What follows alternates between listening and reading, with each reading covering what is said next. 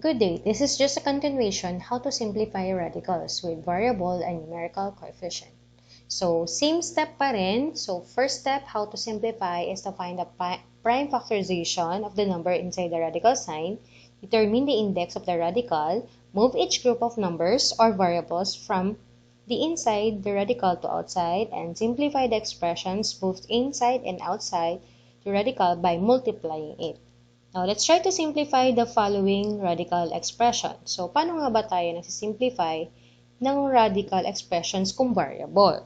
So, again, all you need to do is to divide the exponent of the radical sign to the index. So, from here, a raised to 7 over 3, c raised to 10 over 3.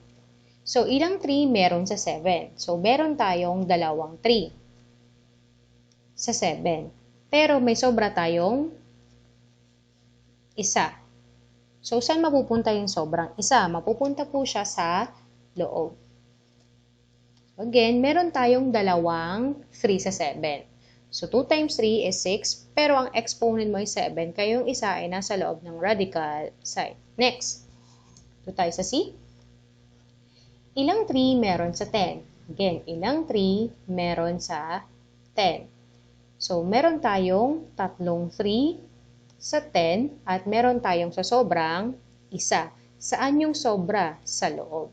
Now, let's check kung tama. So, the index here is 3. 2 times 3 is 6. Plus 1 here, 7. So, a raised to the 7. Tama ba? Check. Next, C. 3 times 3 is 9. Plus 1, that is 10.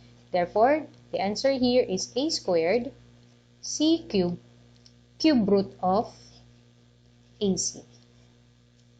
Next, let's have another example. I have here 4th root of x to the 9 power, y raised to 21 power. So, ang gagawin lang natin, i-divide lang po natin si exponent kay index. Ang tanong, ilang 4 meron sa 9? Again, ilang 4 meron sa 9? Meron tayong dalawang 4 sa 9. Pero may sobra tayong isa. So, yung sobrang isang yon, that is, mapupunta sa loob ng radical sign. Next, ilang 4 meron sa 21?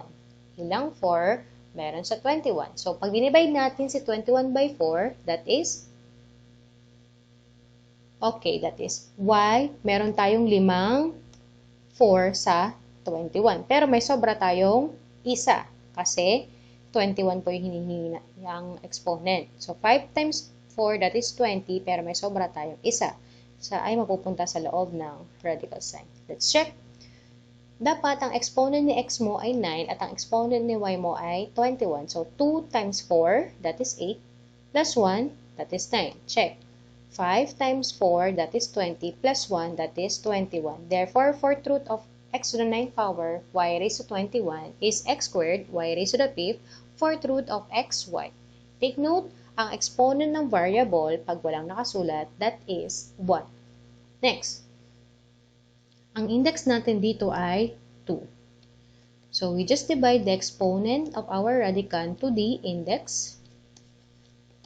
Ang tanong, ilang 2 meron sa 5? Again, ilang 2 meron sa 5. Meron tayong dalawang 2 sa 5. Tama.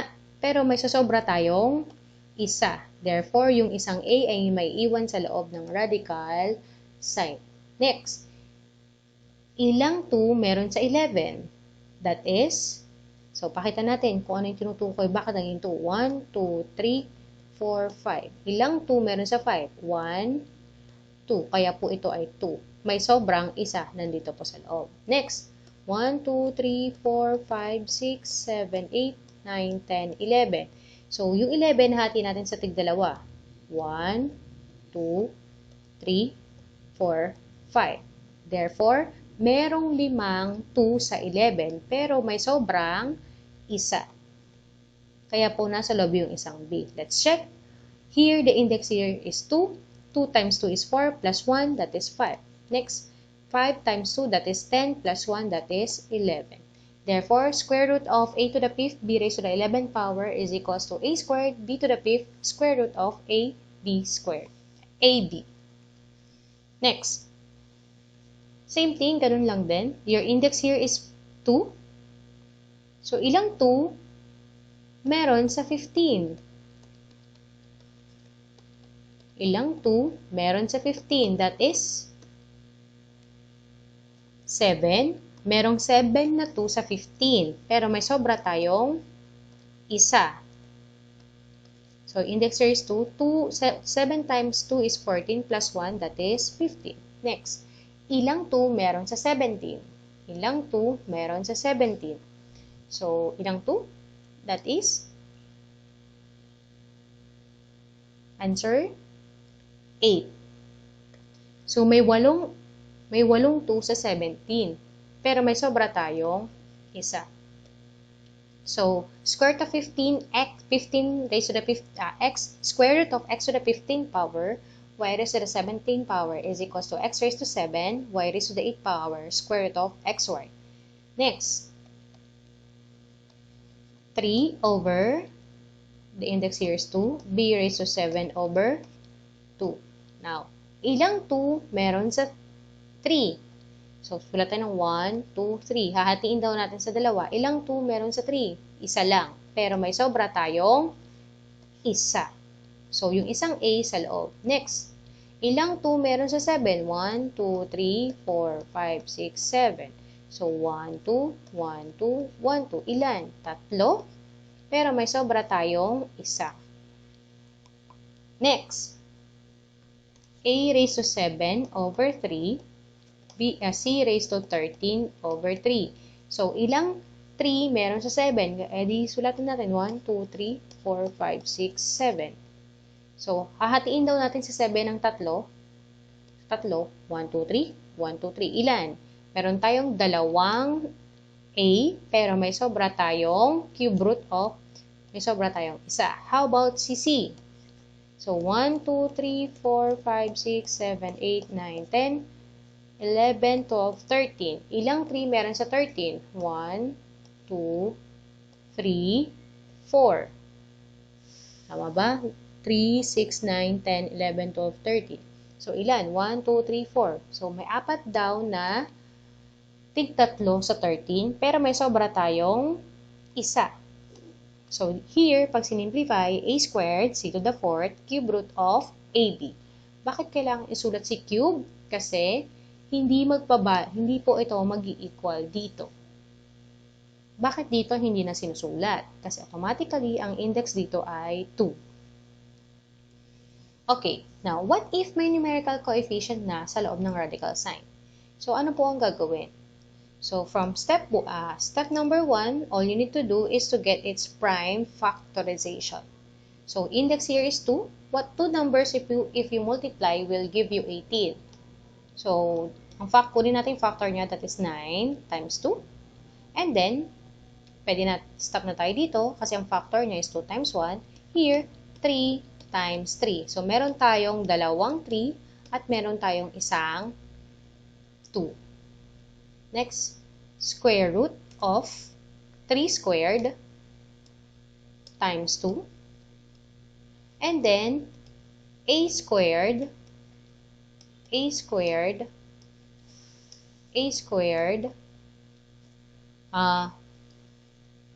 times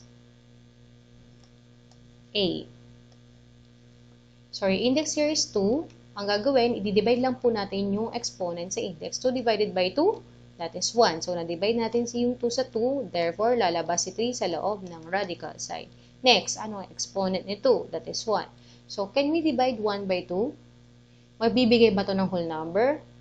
Hindi. It will give you a decimal or a fraction form. Therefore, si 2 ay nasa loob lang ng radical sign. So, here, 2 divided by 2, that is a. Next, 2 divided by 2, that is a again. 2 divided by 2, that is a again. And then, an exponent ni a here, 1. So, 1 divided by 2 will give you half, 1/2 or 0.5 or decimal. So, si a dito ay nasa loob lang. So, this is 3. A, ilang a meron tayo? Tatlo. Square root of 2a. Next.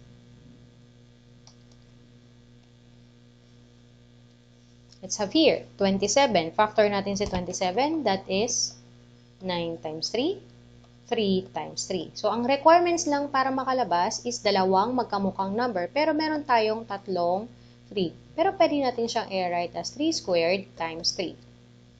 So, 3 squared times 3, a2 squared to.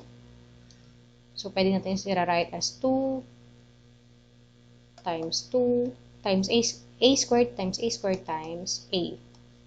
So, our index here is 2. 2 divided by 2, that is 1. So, lalabas si 3. Sa loob ng radical sign. Here is 1. Hindi siya malalabas. Therefore, retain si 3 sa loob.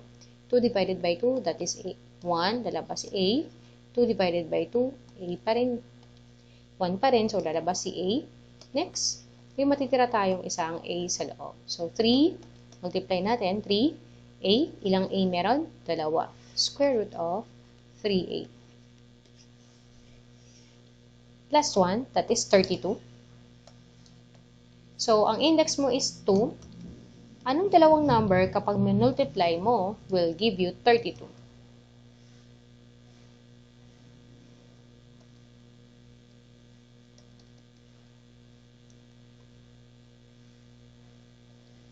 So, factor natin yan, that is 16 times 2. This is 4 times 4. This is 2 times 2. 2 times 2. So, from here, if kilala mo na yung list of perfect square, you can directly get its perfect square. Pero kung hindi, you need to go to this long process. So, let's use the long process. Then, following is yung short process na. So, 2 squared times 2 squared times 2. So, we have here 2 squared times 2 squared times 2, a to the 7, c raised to the 9th power. So, index here is 2. Divide natin to, lalabas si 2. Na-divide din natin to, lalabas yung isang 2. Matitira si isang 2. Next, ilang 2 meron sa 7? Meron tayong tatlong 2 sa 7, pero may sasobra tayong isa. Next, ilang 2 meron sa 9? Meron tayong 4 na 2 sa 9, pero may sobra tayong isa. Simplifying this one, 2 times 2 is 4, a cubed, c to the 4th, square root of 2ac.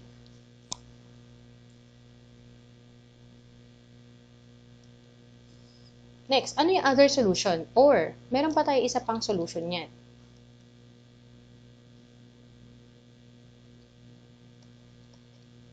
So, from here,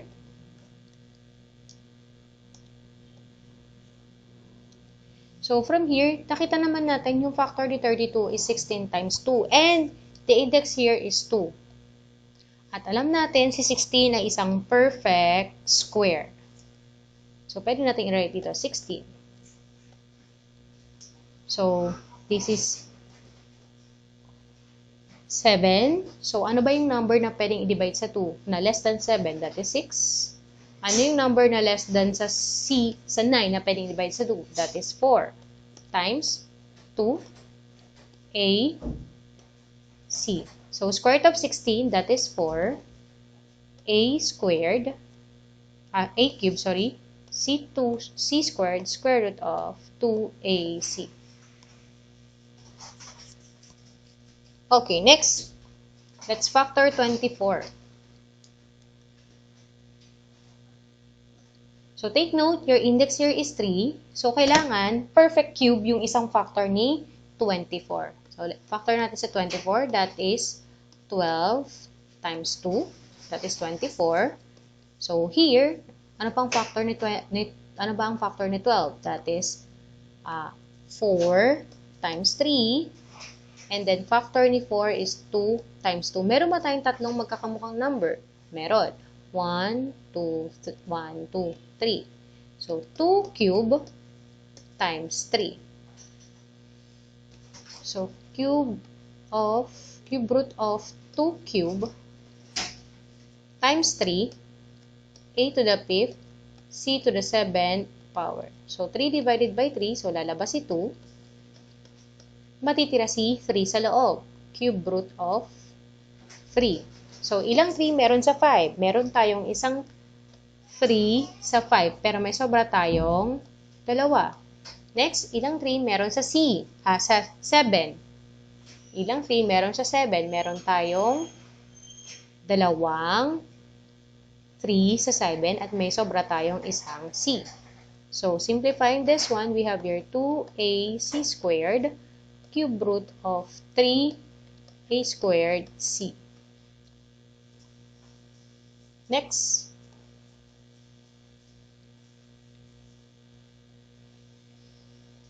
Now, let's get the factor of 48. Take note here. From here, anong apat na magkakamukhang number kapag minultiply mo ang sagot ay 48? Anong apat na number kapag minultiply mo ang sagot ay 8? Let's get the factor of 48.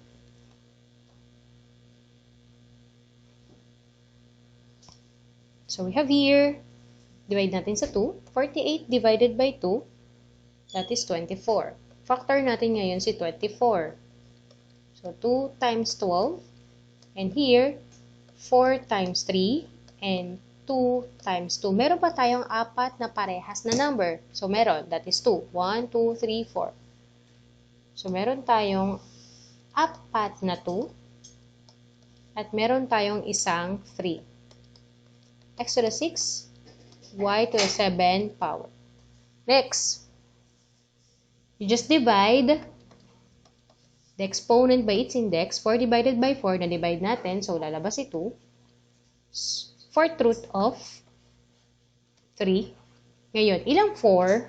6 divided by 4. Ilang 4 meron sa 6? So, meron lang tayong isang 4 sa 6. So, x, isang x lang. And then, may susobra tayong dalawa. Next, ilang 4 meron sa 7? Meron tayong isang 4 sa 7 at may sobra tayong 3.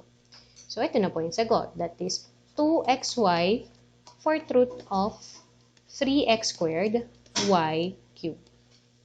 Last item.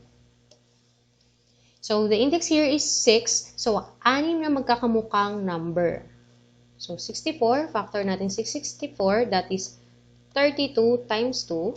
And then, stop na tayo kay 2. Factor natin si 32, that is 16 times 2. And then, factor natin si 16, 4 times 4, that is 2 times 2, 2 times 2. Kailangan natin 6. 1, 2, 3, 4, 5, 6. So, 6th root of 2 raised to the 6th power, x to the 5th, y raised to the 19 power. So, we just divide the exponent to its index. So, that is 2. Lalabas si 2. So, to the 5th to. So, si 5, i-divide natin sa 6. So, wala. So, si x to the 5th ay nasa loob lang. Next, how about 19? Ilang 6 meron sa 19? So, meron tayong tatlong 6 sa 19. Pero may sobra tayong isa. Therefore, 6th root of 64, x raised to the 5th power, y raised to the 19th power is equals to 2 y cubed, 6th root of x to the 5th y. So, 2 times 2 is 4, times 2 is 8, times 2 is 16, times 2 is 32, times 2 is 64. Next, 3 times 6, 18, plus 1, that is 19. Next, x to the 5th power is nasa loob lang.